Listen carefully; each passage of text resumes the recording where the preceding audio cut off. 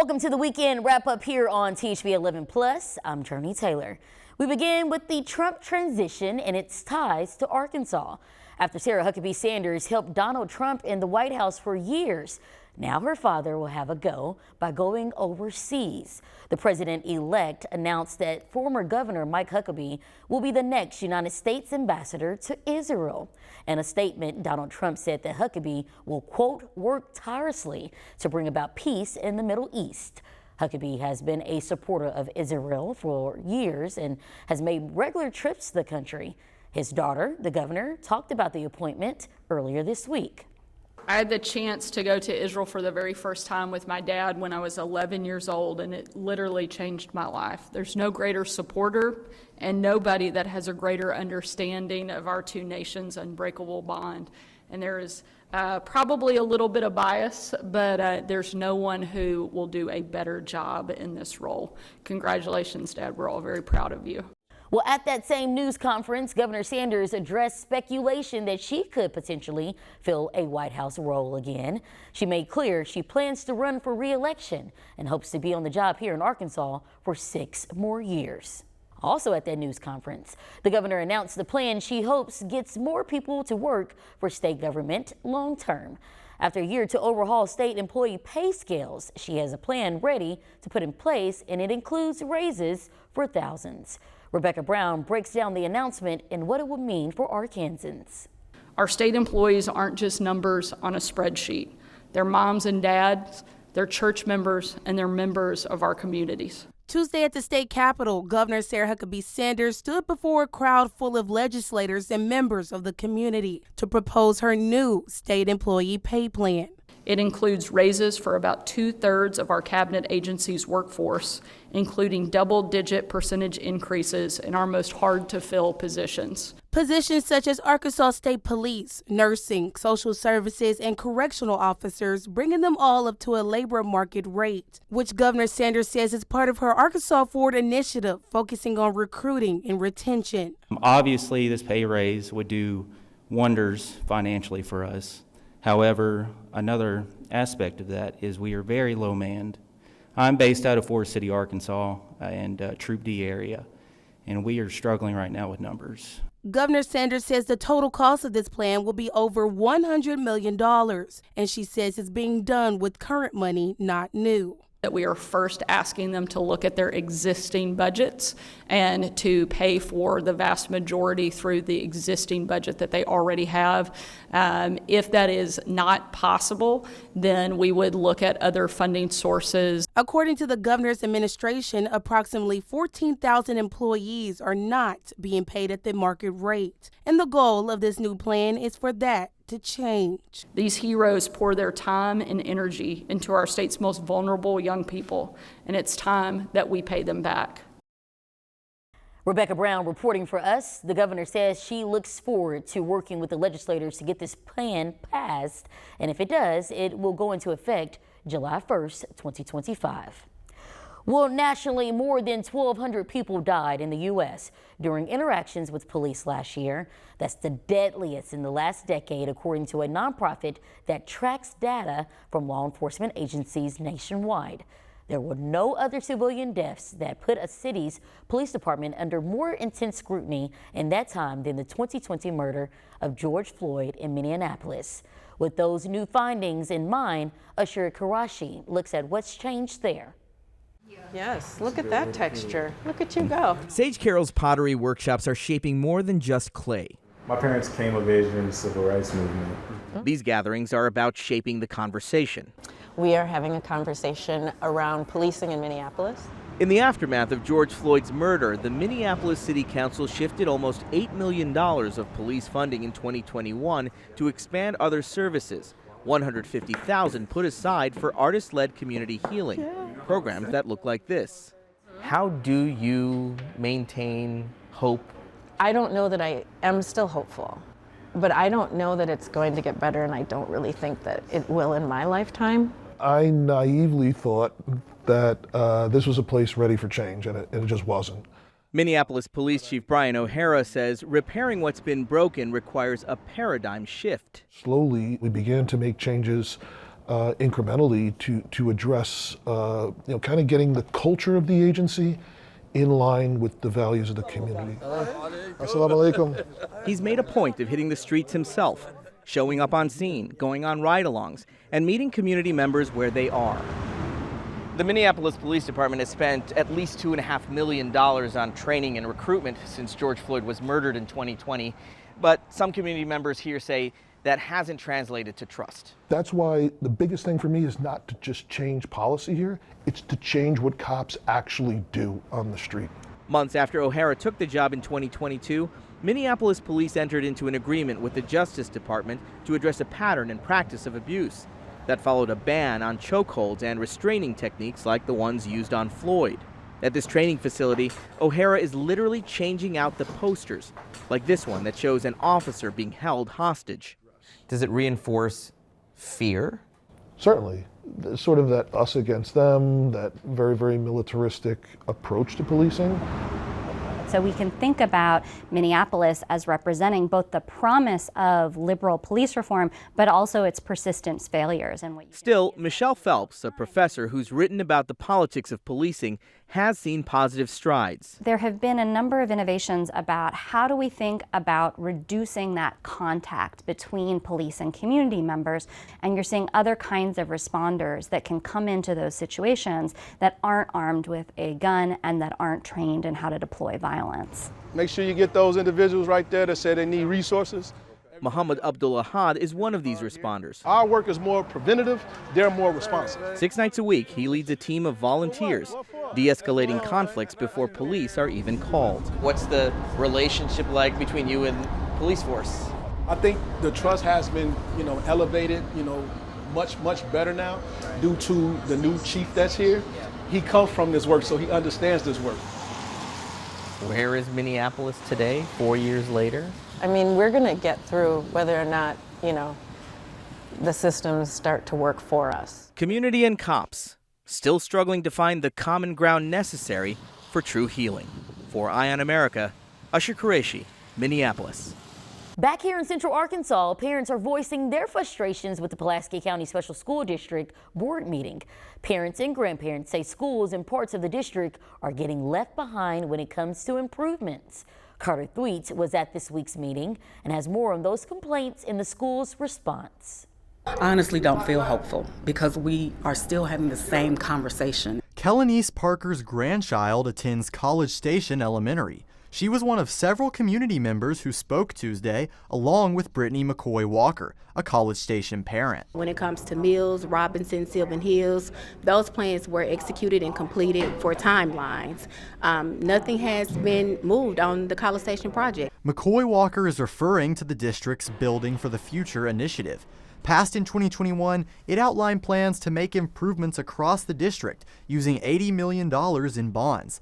This included retrofitting College Station and Harris for $3 million each. They have allocated funding to retrofit College Station for years. And like I said in the meeting, the last renovation that was done at College Station was 1960. It's 12 years before I was born. According to this month's board meeting packet, that's because some initial estimates came in higher than projected. And much of the remaining money will go to Joe T. Robinson due to their growing enrollment.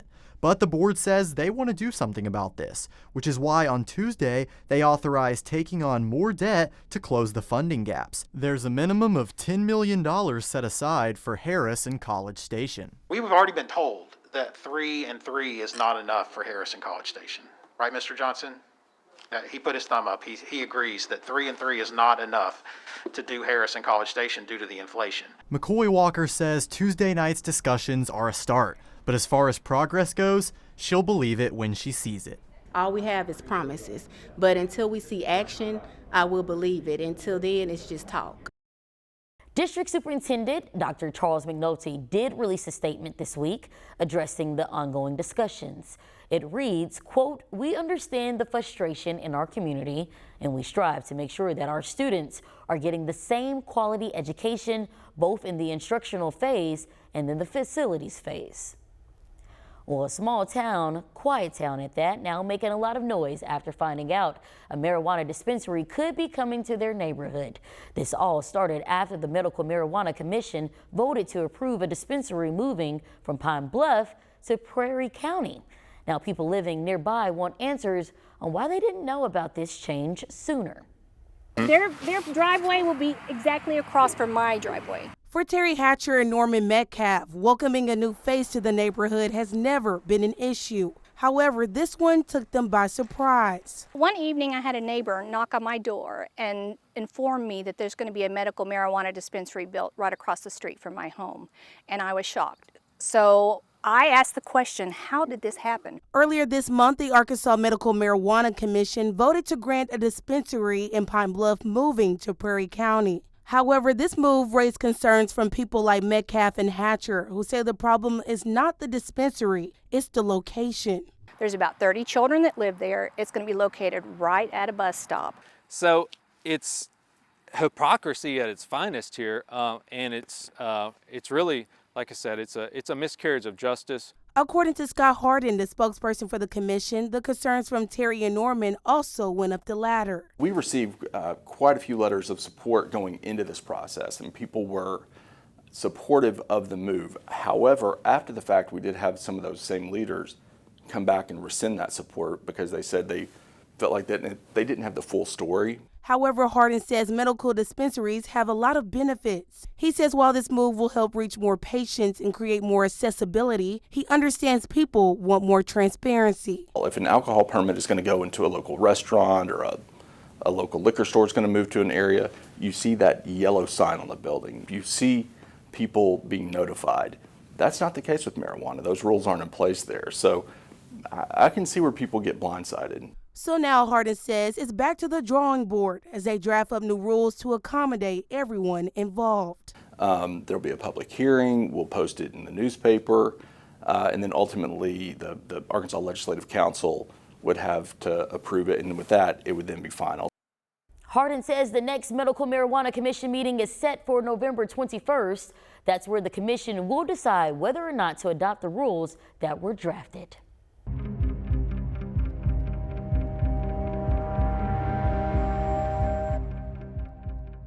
Well, it's a nearly 50-year-old cold case still keeping investigators up at night. A woman with a baby boy and 2 young daughters vanishes without a word. Now, her son is speaking to THV11 about the strange circumstances surrounding his mom's disappearance. This week, Ashley Godwin introduces us to the unsolved case of Kay Collins.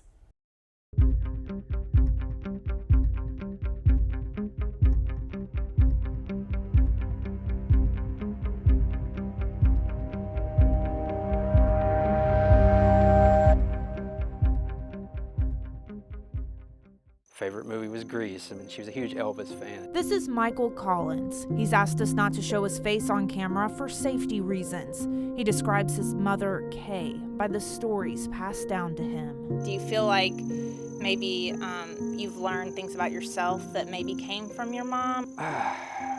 Well, yeah, I found out I have ulcers. She gave me those. That was apparently, I told my sister Jo that I said I was going to be treated for ulcers, and she went, that's mom, that's mom. She was nervous, she was a worrywart. He says he doesn't have any of his own memories with his mother because he was not even a year old when she disappeared. So it was mostly trying to figure out who I was, where I really came from, and who this mysterious mother was. In 1978, Kay Collins lived in Wichita, Kansas with her newborn son Michael and 2 daughters. She was married to a man, Doug, who lived in Arkansas, but they were in the process of getting divorced, including a custody battle over Michael. When the divorce was finalized, joint custody was awarded to both parents. In December, Kay left Wichita to take Michael to Doug's house, and that's the last time anyone can confirm Kay's whereabouts. J.R. Howard was the initial investigator on Kay's case. The impression that I had at the time was she was last seen in Wichita, and that she'd made a phone call from Chautauqua to Wichita. And that was the impression I had at the time I went up there. And then as the investigation progressed, it became clear that she may have not been last seen in Kansas, that she was actually in maybe Ball Knob, Arkansas, and possibly in Little Rock, and then it had gone to Memphis. He says one of the claims he looked into was that Kay wanted to fly out of Memphis, so her ex-husband drove her and dropped her off. But some witnesses say that's not possible. There were folks, close friends of hers in Memphis that had never heard from her, and they felt certain that if she had actually been in Memphis, she would have been in contact with them. So that raised a flag that there's possibly something awry on this. Do you think you're still pursuing a missing persons case here? I don't think she's alive. In 1987, a Kansas judge declared Kay Collins dead, even though no remains have been found. It keys in on the witnesses because you got witnesses that didn't see her and the witnesses that saw her here and saw her there. So the case is, as far as physical evidence, as for right now, I'm not aware of physical evidence. When I first got the case and was going over the case file Colonel Howard did, my first thought was, man, he did a lot of good work. Josh Heckel is a detective with the Arkansas State Police and is now investigating Kay Collins' disappearance. He says the case has gone from searching for a missing person to searching for a body. Have they passed or are they still alive? And they just didn't want to be found. So there's certain things that we can do now, and everything's connected, internet, run their social to see if they've used that social security number or if they've used that name or their past names, where it was a lot easier to disappear in the 80s than it is now due to social media and digital platforms. Did you find anything when you did all that? No.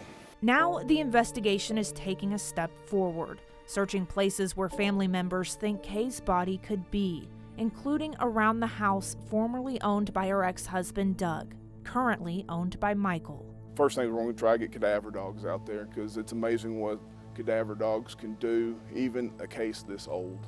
Possibly in the foundations of the house, around the house. I know the police said that they wanted to search further back, that we had pig pens. Investigators are also taking a step back, revisiting those who knew Kay before she vanished. And that was the last time and the last person to see her alive that we can positively say is the former husband. And we're not saying he did it. Right. We're just saying he has more information what he's saying. Finding her is more important than courts and cops and trials. You hear about closure a lot, and I think that would be closure.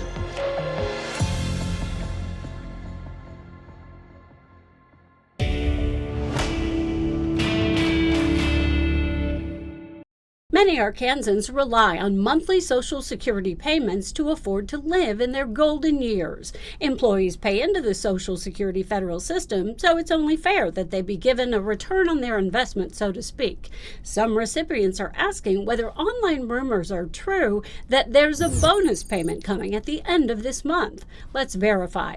Our sources are the Social Security Administration and the AARP. According to the AARP, Social Security checks follow a set schedule every month, with recipients typically receiving the payments on the second, third, or fourth Wednesday, depending on their birth date. There is also a benefit called Supplemental Security Income, or SSI.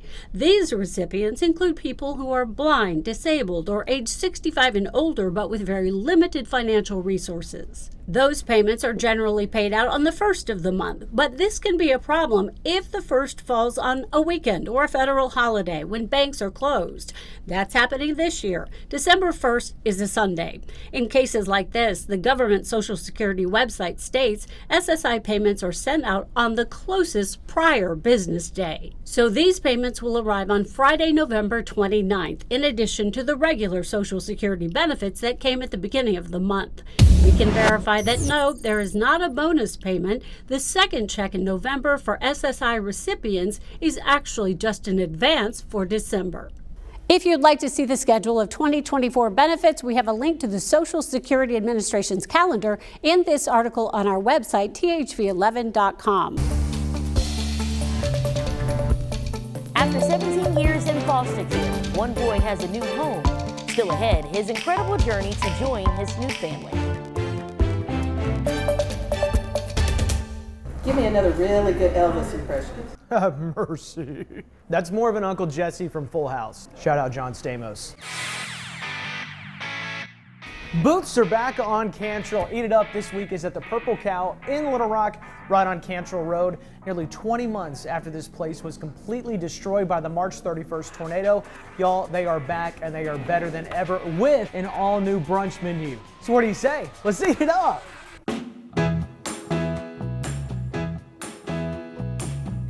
I mean, we are ecstatic, you have to know. In the first week entirely was guests coming back in. I'm so glad you're here. We're so glad you're able. We're glad to see you. We have missed people. You know, there's our regulars that you could count on every week at the same time. This building was 50 plus years old when the tornado hit. You know, there was thoughts about maybe we should move or get bigger space. But when it came down to it, we knew this was home and we just couldn't pass up the opportunity to be back here. This is where we were supposed to be the whole time. So 7 days a week you can come get brunch. And if you want a cheeseburger at 9 a.m., we're gonna make that too. We've had some kids come in and get chicken tenders for breakfast. That's fine too. We're gonna take care of you. The landscape has changed a little bit, but we're the same. It looks a little different inside, the same people. We're still here to take care of you, give you great burgers and shakes, a good time, a place to celebrate the hometown haunt, as we call it. Okay, Kaylee, we're making a Purple Cow. I'm a little intimidated, but I'm learning from the best, so we're ready. Alrighty, so we take a scoop of purple ice cream. We go ahead and put it in the cup just like so. Beautiful. And you basically just stir that up like it's a milkshake. You Okay, I got you. You know, get in there and mix it Oh, around. I've got a 2-year-old. He would be living the dream right now. We'll put a little bit of this grape Fanta in there. All right, here we go. The more purple, the merrier. Gonna get what we call a side carb of ice cream. Okay. Just on the side like Looky that. there.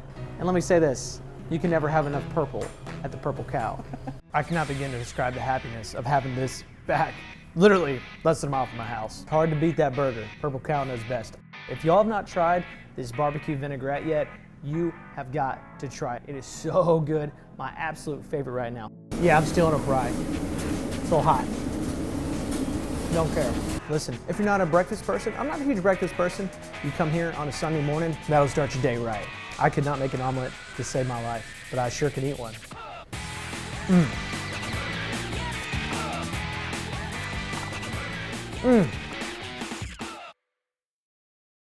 Before we say goodbye, we want to share a story that will surely pull at your heartstrings. Get ready to meet Jose, a 17-year-old who has waited his entire life to be adopted. Maya Ellison brings us his story as he finally found that forever family this week. You know, we're just committed to finding kids who are waiting in our system, that forever family. Every child in foster care waits for the moment they find their forever family. And for Jose, his wait has finally come to an end after 17 years. Jose is one of our longest children who have been waiting in foster care with the goal of adoption. He entered foster care at approximately 9 months old. As a nonverbal child suffering from severe brain damage, Director for the Division of Children and Family Services, Tiffany Wright, says Jose's circumstances took a little extra love and care to find just the right fit. If children in foster care don't find a family, they do face aging out of foster care or, you know, being in a facility long term. And in Jose's situation, without any connections. Oftentimes DCFS becomes the only members of their family. We got to love him, and God just called us to have him be part of our family. Mary and Patrick, answering the call to become Jose's parents. I think every single child that does not have a family needs to have a family. And so we want to be his support system. We want to be just a constant presence in his life. We want to pray over him all the time, consistently. And we just want to try to do everything that we know that Jesus would do. On Thursday, in front of a judge, this family became official, with his DCFS family not missing a moment, watching from about 2.5 hours away. When we look into his eyes and we rub his face, he knows that we love him, and he doesn't need to verbalize that to us. And even if we didn't have that indicator, we would still know what it is that we're supposed to do. For Jose, finding his forever family shows love has no limit. I'm so excited about that. I am so excited. And that it's never too late for love to find you. In Little Rock, Maya Ellison, THV11 News. November is National Adoption Month, and the people at DHS say they have made great strides in lowering the number of kids waiting in the foster care system. To learn more about how you can help keep that momentum going, visit THV11.com. Well, that's it for the weekend wrap-up. We'll see you here next week on THV11 Plus.